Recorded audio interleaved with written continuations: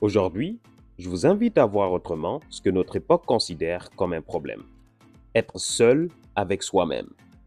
Nous vivons dans un monde qui redoute le silence. Dès qu'il y a un moment vide, on attrape son téléphone. Dès qu'on attend quelque part, on ouvre une application. Dès que la maison devient silencieuse, on allume quelque chose. N'importe quoi pour ne pas faire face à ce vide.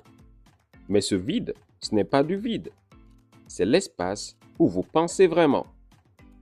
Les philosophes l'avaient compris, les artistes aussi, les scientifiques, les entrepreneurs, les leaders, presque tous ont partagé ces moments de solitude, parce que c'est là que l'esprit devient clair. Albert Einstein marchait seul pendant des heures. Charles Darwin avait son chemin de réflexion. Ce n'est pas un hasard. La solitude choisie, c'est l'endroit où vous entendez votre propre voix, pas celle de votre entourage, pas celle des réseaux, pas celle de la société, la vôtre.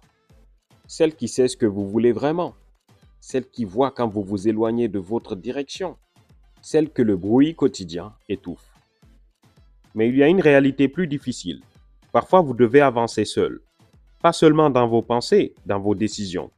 Vous avez une vision que les autres ne comprennent pas encore, un chemin que vous ne pouvez pas encore expliquer. Et dans ces moments-là, la tension est forte. Chercher l'approbation, ralentir, se conformer pour ne pas être seul. Mais les grandes choses ne naissent presque jamais dans le confort collectif. Elles naissent dans ces moments où quelqu'un avance seul, sans validation, sans garantie,